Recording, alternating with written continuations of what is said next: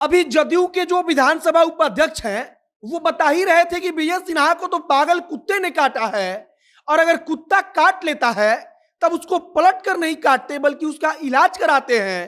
तब तक तो इधर सीबीआई छापेमारी की खबर आने लगी। एक तरफ विजय सिन्हा ने फंसाया है और विजय सिन्हा कह रहे हैं कि हम इस्तीफा नहीं देंगे।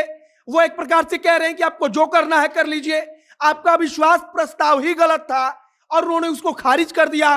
तो दूसरी तरफ आज नीतीश कुमार और तेजस्वी यादव को सीबीआई ने फंसाया है।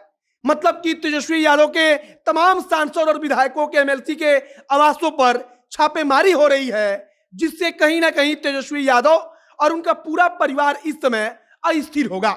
बाकी नमस्कार, मेरा नाम है मोहित कुमार सिंह और आप देख रहे हैं जनता जंक्शन। सबसे बड़ा प्रश्न यही उठ रहा है कि आखिरकार विजय सिन्हा किस आधार पर अभी तक विधानसभा अध्यक्ष की कुर्सी पर बैठे हुए हैं, जबकि यह सबको पता है कि अगर विजय सिन्हा के खिलाफ अविश्वास प्रस्ताव लाया गया और संवैधानिक तरीके से देखा जाए तो वो अल्पमत में है, उनके पास बहुमत नहीं है और इस आधार पर उनको कुर्सी से हटना ही पड़ेगा।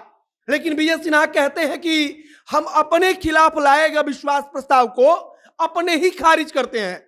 उन्होंने खुद के खिलाफ लाए गए अविश्वास प्रस्ताव को खुद से खारिज कर दिया और कह दिया कि ये अवैध है, ये संसदीय नहीं है, ये संवैधानिक तरीके से ठीक नहीं है। दूसरी तरफ अभी जदयू के कल शाम को जो विधानसभा उपाध्यक्ष हैं वो कह रहे थे कि जब कुत्ता काट लेता है तो उसको पलट कर काटा नहीं जाता है। वह विजय सिन्हा को कह रहे थे कि अगर कुत्ता काट लेता है तो फिर पलट कर कुत्ते को कोई काटता थोड़ी है। वह कहते हैं कि उसका इलाज कराया जाता है। मतलब कि उनका कहना होता है कि अब हम विजय सिन्हा का इलाज कराएंगे। तो दूसरी तरफ यह सब कुछ कल शाम को होता है और उसके बाद रात भर में ना जाने ऐसा क्या होता है कि सुबह सुबह सीबीआई की छापेमारी हो जाती है। सीबीआई की छापेमारी तेजस्वी यादव के करीबी एमएलसी से लेकर सांसदों तक के घरों पर पड़ती है और वहां पर अभी भी लगातार सीबीआई की छापेमारी चल रही है। एक तरफ सीबीआई की छापेमारी तो दूसरी तरफ विजय सिन्हा ने अकेले पूरी सरकार को परेशान कर रखा है, क्योंकि वह कह रहे हैं कि सदन में अध्यक्ष की कुर्सी पर हम ही बैठेंगे। जो जदयू और राजद के हैं वो नेता कह रहे हैं कि कल आप सदन को नहीं चलाएंगे, यानी कि आज वो सदन को नहीं चलाएंगे। लेकिन अब आज विधानसभा अध्यक्ष जो विजय सिन्हा है अब तक अपने पद पर बने हुए हैं और विधानसभा अध्यक्ष विजय सिन्हा कह रहे हैं कि हम इस्तीफा देंगे नहीं। और वह यह भी कहते हैं कि अविश्वास प्रस्ताव जो आप लोगों ने दिया था वो तो अवैध था। तो इस आधार पर विजय सिन्हा को हटाने का रास्ता अभी तक साफ नहीं हो पाया है, बल्कि यह सबके सामने है कि विजय सिन्हा अल्पमत में है, उनके साथ बहुमत नहीं है।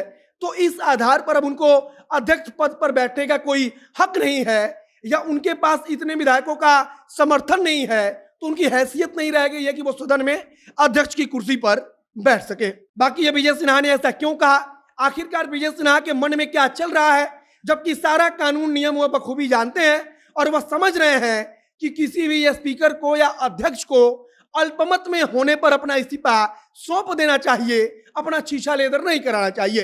लेकिन विजय सिन्हा इस बात पर अड़े हैं कि हम खुद से इस्तीफा नहीं देंगे और जो अविश्वास प्रस्ताव लाया गया था उसको भी उन्होंने खारिज कर दिया।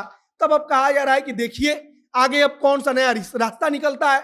विजय सिन्हा क्या अविश्वास प्रस्ताव पर चर्चा कराने के लिए तैयार होते हैं, जबकि उन्होंने कल साफ तौर पर कह दिया कि पहले संविधान के मुताबिक सरकार का काम होगा तो पहले सरकार का काम होगा, हम पहले सरकार का फ्लोर टेस्ट कराएंगे और कल किसी भी कीमत पर अविश्वास प्रस्ताव पर चर्चा नहीं होगी।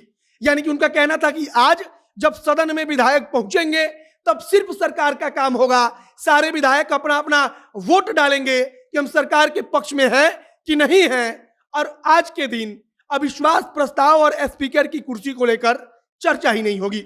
बाकी अब आगे देखना होगा कि क्या कुछ होता है। हमारी नजर लगातार बनी हुई है। सीबीआई की छापेमारी एक तरफ हो रही है तो दूसरी तरफ विधानसभा अध्यक्ष विजय सिन्हा ने अकेले पूरी सरकार को परेशान कर रखा है।